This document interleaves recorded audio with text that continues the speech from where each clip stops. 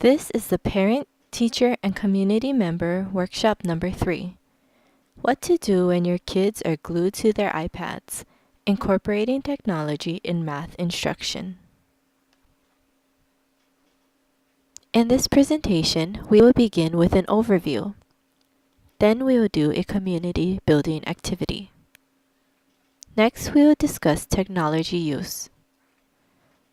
Then we will do an exploration activities to find out what is blended learning. Following that, we will have a review of concepts of blended learning. Next, we will do an application activity to try out some technology. We will then discuss tips for technology use at home and conclude this presentation with a wrap-up. Overview. Welcome to the third session in this workshop series. This session will explore how technology can be a great tool to learn and engage children in math. The outcomes for this presentation are to 1. Understand the importance of blended learning for today's youth.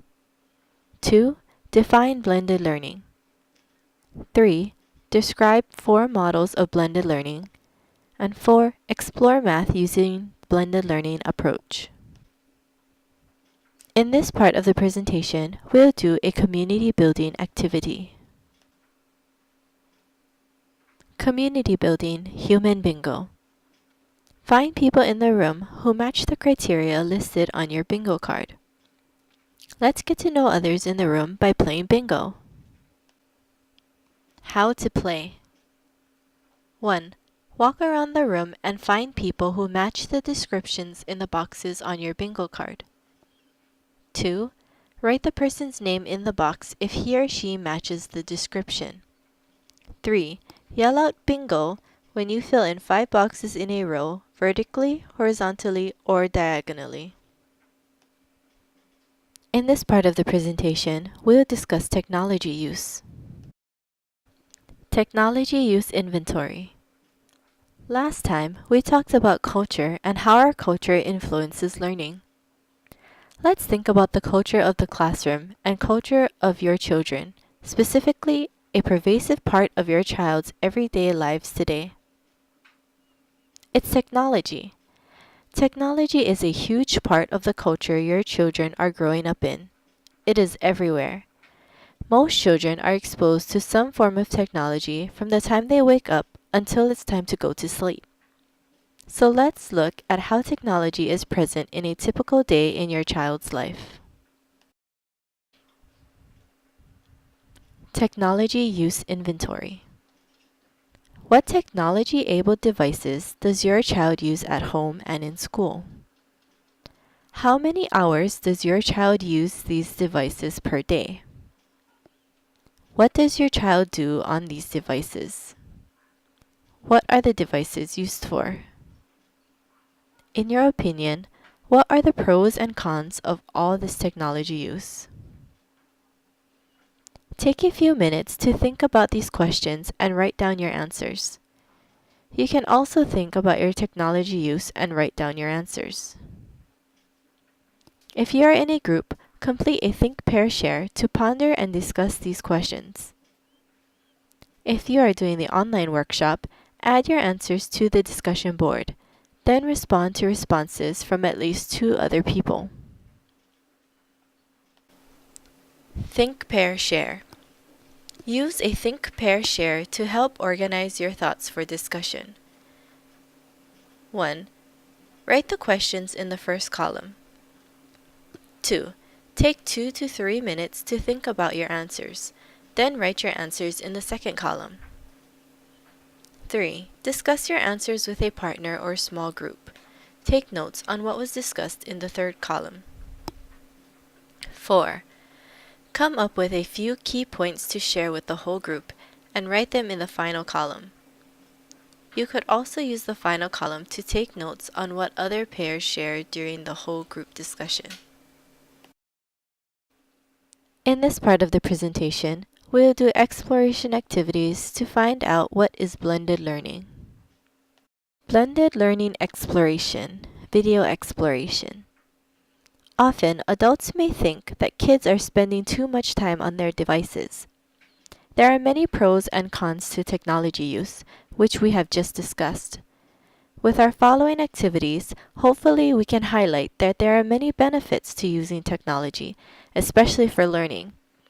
And if children are going to spend so much time on their devices, we can provide positive learning experiences and supports for them. In order to learn about blended learning, we are first going to watch a few videos that explain what blended learning is and show what blended learning can look like in a classroom and at home. If you are in the online workshop, watch the 4 videos and answer the questions on the next slide for each video. Then, review the following slides to cover any explanations and topics of blended learning that may not have been covered in the videos. Review the questions on the next slide and add your answers to the discussion board. Then respond to responses from at least 2 other people. If you are in a face-to-face workshop, there are 3 stations set up, each with a different video about blended learning. We will be rotating through the 3 stations to watch all the videos. They are about 5 to 6 minutes, so we'll rotate about every 7 to 8 minutes to give you time to write down some notes. While you watch the videos, answer the questions on the following slide. You can use the Exploration Videos What is Blended Learning worksheet to organize your thoughts. After we have gone through all the stations, we will discuss what we learned from the videos.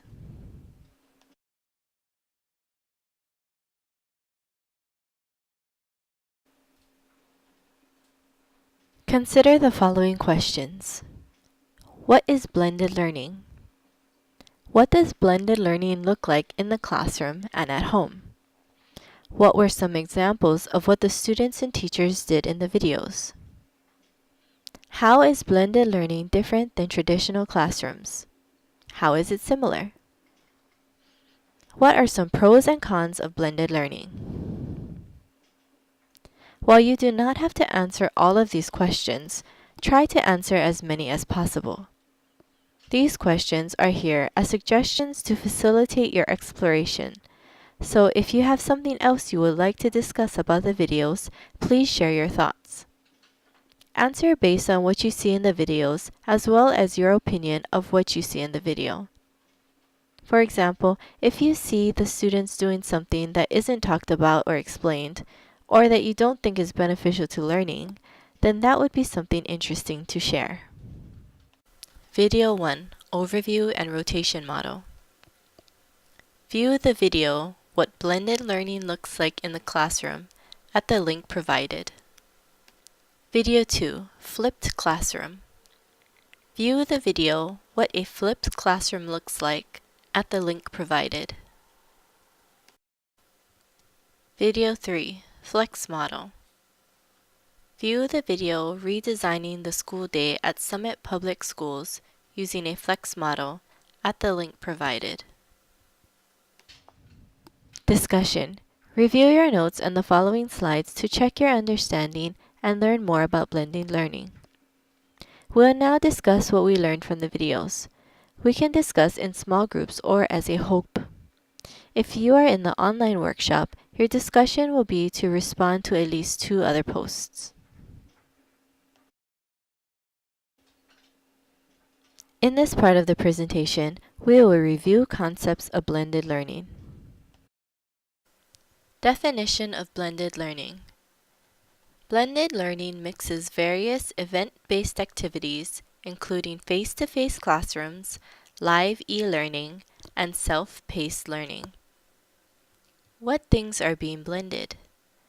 Blending offline and online learning. Blending self-paced and live collaborative learning. Blending structured and unstructured learning. Blending custom content with off-the-shelf content. Blending learning, practice, and performance support. The videos provided a little background about what blended learning is and gave some examples. Now we will go a little more in depth to define blended learning and review the 4 models of blended learning. Blended learning is a combination of a traditional classroom with one that uses technology. There are many ways to blend traditional and technology. Blended learning can provide options for students, which follows the Universal Design for Learning principles, meet different students' learning levels, which is differentiation, and be fun for students as students can relate to the use of technology and media, which matches students' culture. Characteristics of blended learning.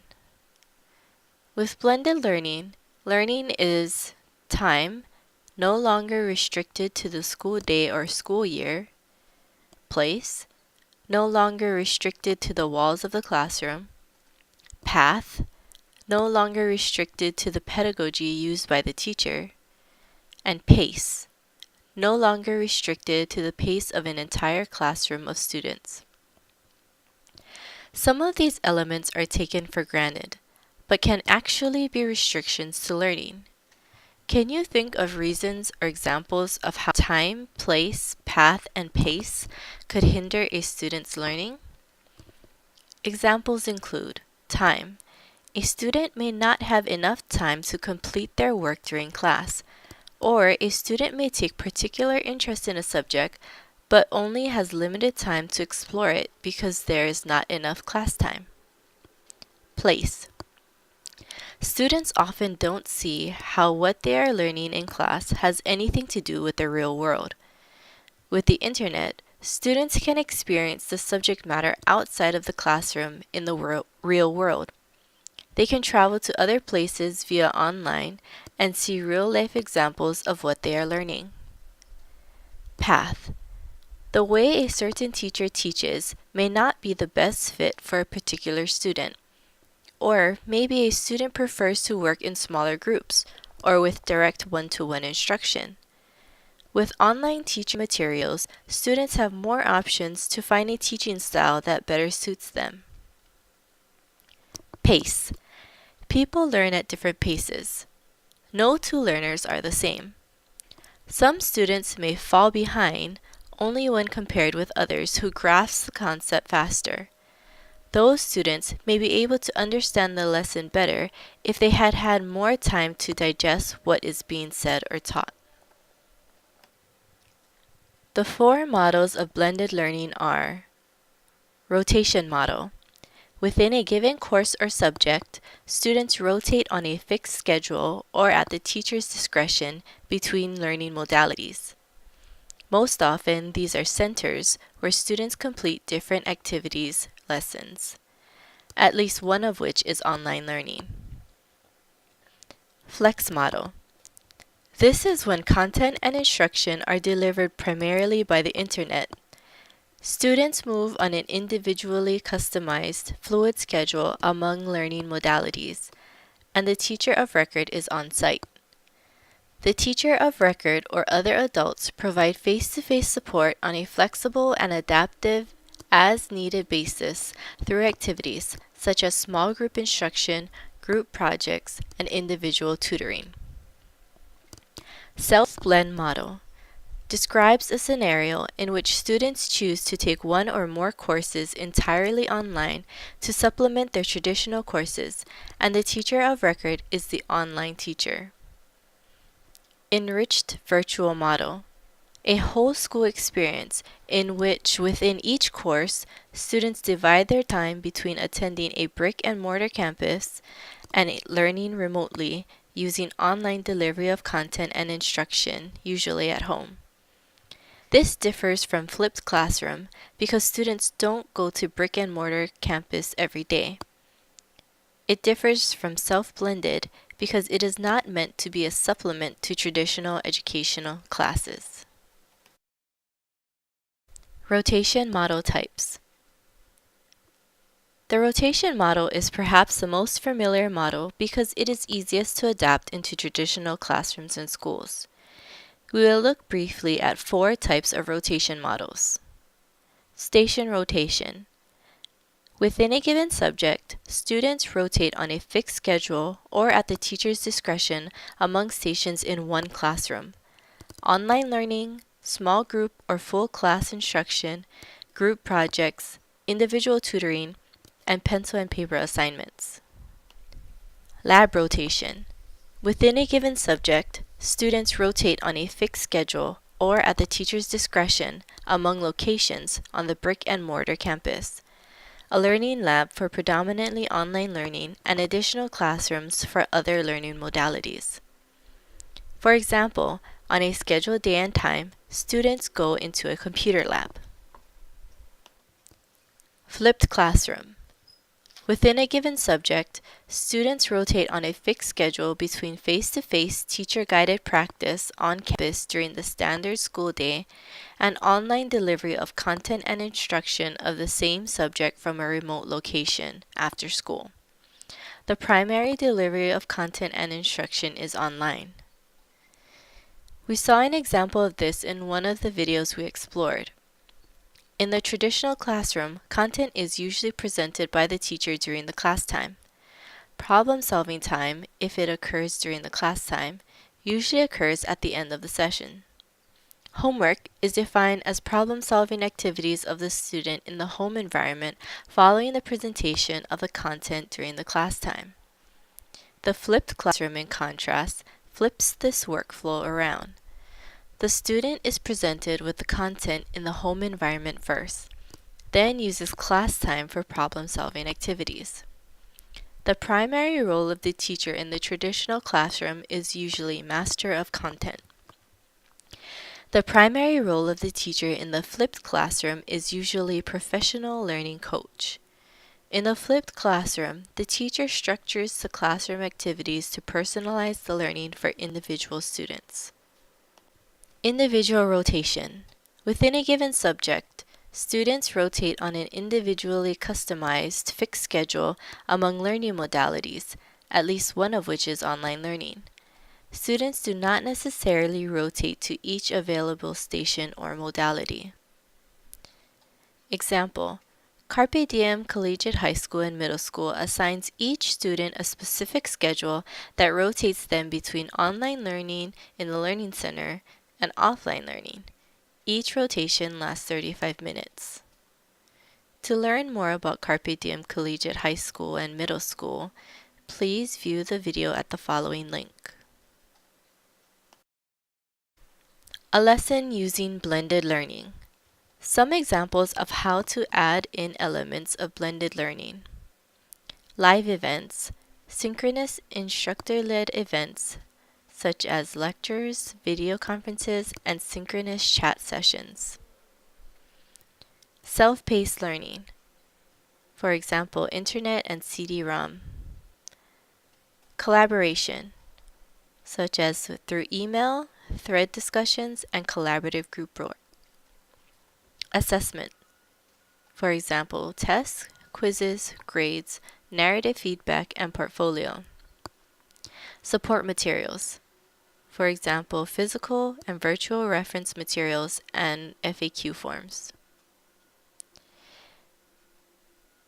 These are 5 examples of lesson components that could implement blended learning. In this part of the presentation, we'll do an application activity to try out some technology. Try out some technology. See how using technology can help children learn math. If you are doing the face-to-face workshop, we have stations set for everyone to try out some example technologies that can be incorporated into math lessons to facilitate learning and engagement. Go through the stations at your own pace. If you're in the online workshop, review the resources on the following slides and consider the questions as you do so. Add your answers to the discussion board, then respond to at least 2 other posts. As you move through the stations, consider the following questions. How can this facilitate learning math? How can this engage children to learn math? What are some pros and cons to using this? Can I use this with my children? If so, how? Glogster. Glogster is available online and can also be used on iPad. A glog is a graphic blog that allows users to create multimedia posters or presentations. Glogster provides templates that users can copy and personalize by adding text, images, videos, links to websites, and more. Users can upload images directly from Google or from their personal devices, and can upload videos from YouTube or their personal devices. Glogs can be published as public or private. Your teacher will always see the glogs a student creates. Classmates will also be able to see a student's glog. Students can use the lessons and activities published by other users to review and learn math topics that they need to know or are interested in learning. At previous math camps, our students were given the opportunity to create digital multimedia posters using Glogster. They chose a topic that demonstrated the math concepts we learned about at camp and followed a rubric to create their posters. Students were able to incorporate technology and creativity in presenting math in an engaging way, and Glogster was a great way for students to demonstrate their understanding of the math topics in a personal way. View the links provided to see examples of student work.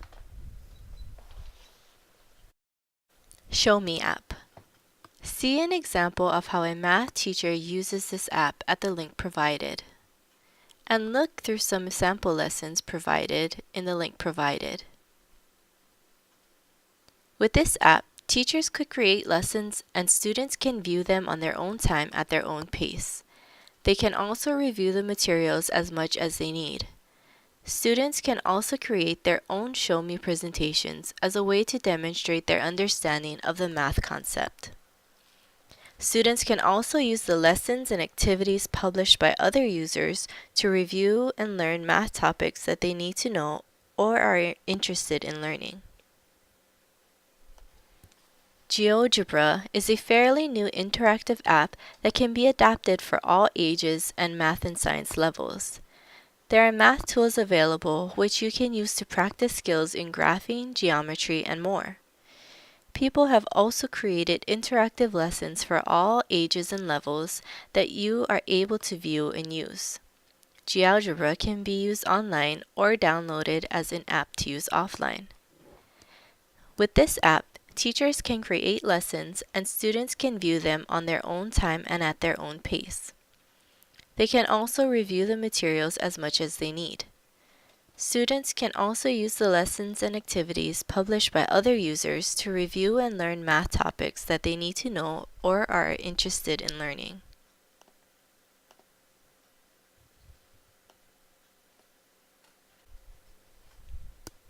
What started out as a way to tutor in math online has now become a vast library of online video lectures and texts for almost every school subject at various academic levels and in numerous languages. Learn more at Khan Academy and look through math lessons at the link provided. IXL is an online program that provides practice math and other subject problems for students by grade level and math topic. IXL can also diagnose students' needs and performance, give individual or small group assignments, and provide parents and teacher with reports of students' work in progress. Learn more about IXL by visiting the links provided. GoMath. Many schools in the country are turning to GoMath for math curriculum. If your student uses this textbook for school, there is also an online component. Learn more about GoMath by visiting the link provided. Math games. Learn math while playing games. Students and adults can play games that incorporate the math concept they need to practice. If your student is going to play games online anyway, why not make it a math game? Try out the math games at the links provided. Prodigy is an online game. Users create an avatar and travel through a virtual fantasy world using math to advance to different levels and acquire objects. It is geared for grades 1 through 8, is adaptive, as students take a diagnostic test to begin and the program continually assesses their learning, and teachers receive data and reports on students' use. Try out and learn more about Prodigy at the links provided. Intelligent Tutoring Systems. Intelligent Tutoring Systems, or ITS, are computer-based programs that aid in the learning process and build cognitive skills of the students. They are usually implemented in the classroom with little to no intervention of the teacher. Most provide immediate feedback, customizable curriculum, and can produce data reports on students and classes. It is likely that your student uses some type of ITS for their math course. They have access to these programs outside of school and can use them as much as they want during the school year. Here are two examples of ITS that participating schools use. Learn more about iLearn and ALEKS by visiting the links provided. Algebra apps.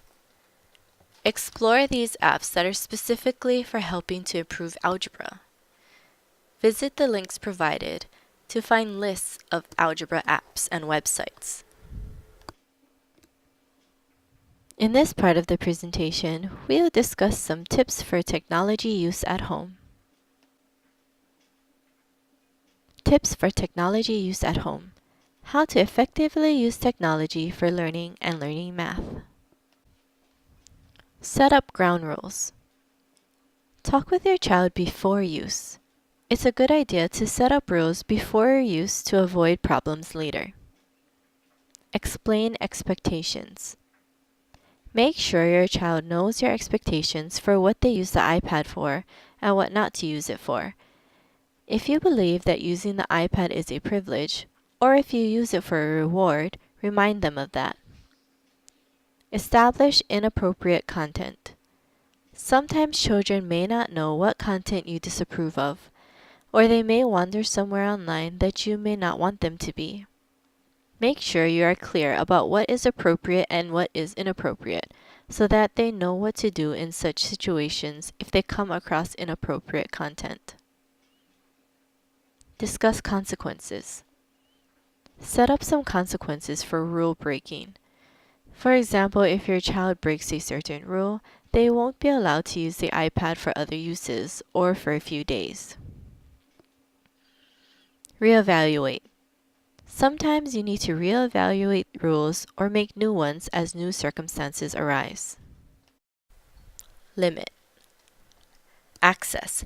At school, there are filters on internet browsers that block certain websites, and the school tablets only have certain applications available for student use. You can mimic this filtering by limiting access on the tablets and enabling restrictions to only allow access to certain apps. Time. It can be difficult to keep track of time once you get started using apps. You can put a timer on the iPad that automatically puts the device on sleep mode. This may help mitigate any arguments or behaviors when the time limit is up. Volume. If you don't want your students to use headphones so that you know what they're listening to, then you can set a volume limit on the iPad. This way the device doesn't get too loud. Location. It may be easier to monitor what your student does on the iPad if he or she is using it in a central and open location. Allow. Username and profiles. Allowing your child to have a different profile protects your profile from being changed or accessed, like your email, and gives your child a sense of ownership, individuality, and independence. With separate profiles, users can customize appearance or organization of apps. Exploration and communication. You may feel comfortable giving your child a little more flexibility in exploring the internet or other apps. As mentioned in the previous slide, there are ways to control or restrict such exploration, and you can also talk to your child about what kind of content is inappropriate and should not be explored.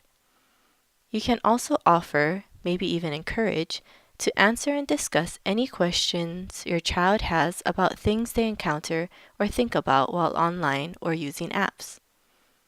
A helpful tip if you do allow your child to use the internet, you can check the browsing history if you want to monitor what they were looking at. If the history is cleared, you may want to ask your child why it was cleared. Allowance.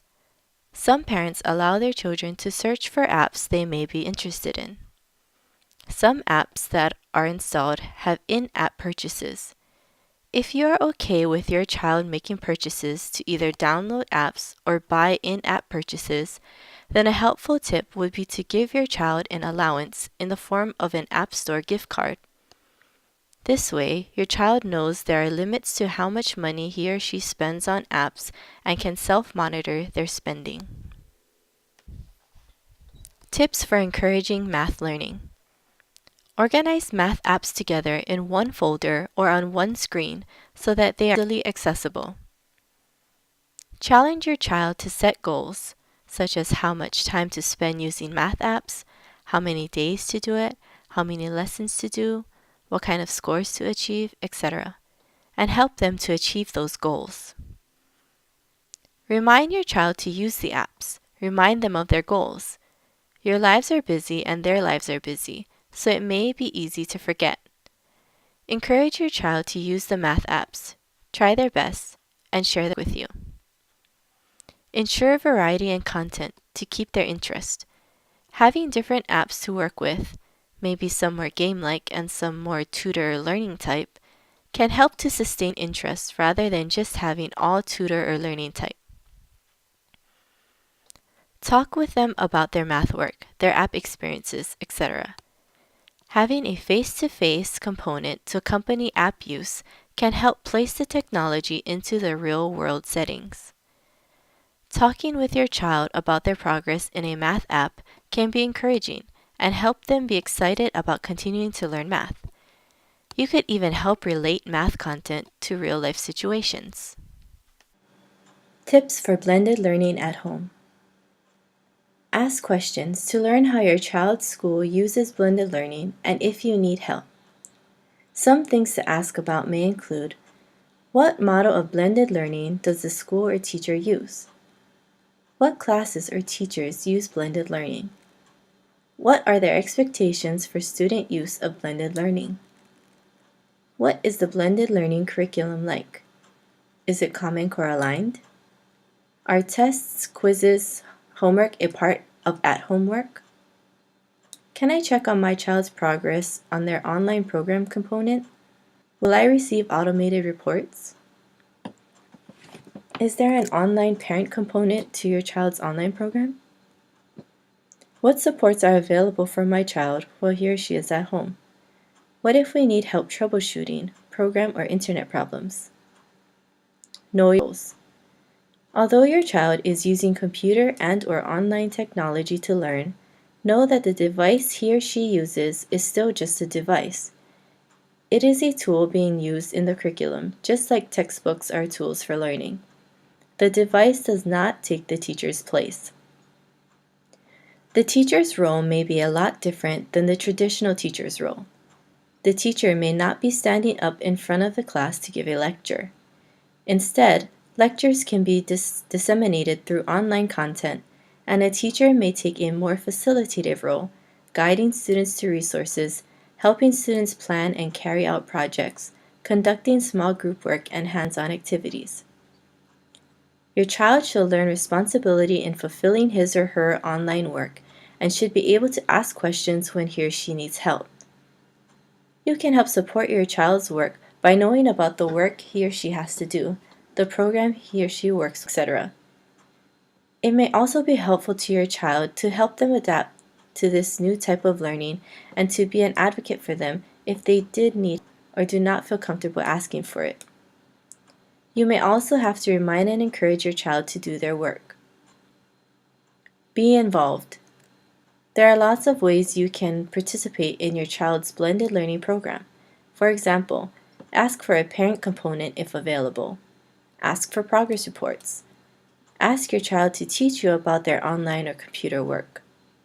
Use math apps with your child. Stay connected with your child's school and/or teacher. For example, some schools and teachers post on social media.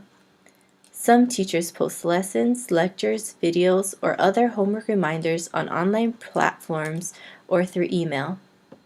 They may advertise school or math events. You may be able to ask for help through email as well. We will conclude this presentation with a wrap-up. Thank you for viewing this presentation on blended learning.